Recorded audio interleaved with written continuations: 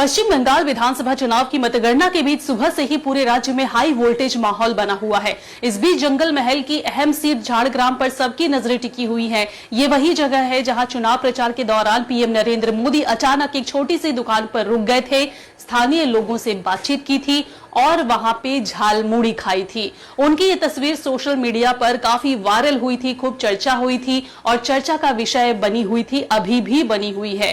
अब उसी झाड़ग्राम सीट पर शुरुआती रुझानों में बीजेपी आगे चल रही है, जिसके बाद राजनीतिक हलकों में ये सवाल उठ रहे हैं कि क्या उस प्रतीकात्मक प्रचार का असर अब नतीजों में साफ दिखाई दे रहा है।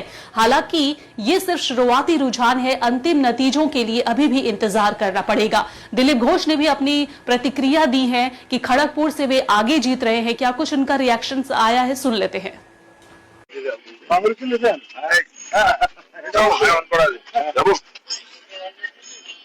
কি দেখলেন ভিতরে কি প্রত্যাশা আজকে?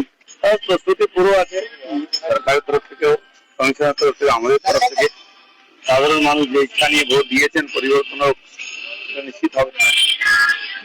নিরাপত্তা ব্যবস্থা দেখতে পাচ্ছেন, পুলিশ আর ফোর্সই আছে, আর কেউ নাই। কারণ কি, যারা নির্বাচনে গন্ডগোল করতে পারেনি এবারে চেষ্টা করবে সেটা বিফল করে শান্তিপূর্ণ ভোট গণনার রেজাল্ট হোক, এটা আমরাও চাইছি, কমিশনও চাইছেন। চেষ্টা হলেও সফল হবে না গন্ডগোল করা। আপনার মার্জিন কত আশা করছেন? মার্জিন তো ভালোই হবে, এখনো পর্যন্ত যেটা হয়নি, কিন্তু আমরা টার্গেট রেখেছি 1 লাখ ভোট। খড়গপুরের মানুষের কাছে আমরা দাবি রেখেছি, নিশ্চয়ই তারা আমাদের দাবি পূরণ করবেন।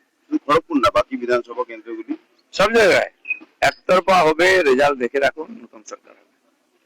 তৃণমূল কংগ্রেস যে 200-র বেশি আসনের দাবি করছে, আজকে পর্যন্ত 200 পাচ্ছে, আজ বিকাল থেকে আমরা পাবো ওটা। অভিযোগ করছেন যে বিভিন্ন জায়গায় সিসি ক্যামেরা বন্ধ হয়ে যাচ্ছে, যারা হেরে যায় তারা অভিযোগ করে।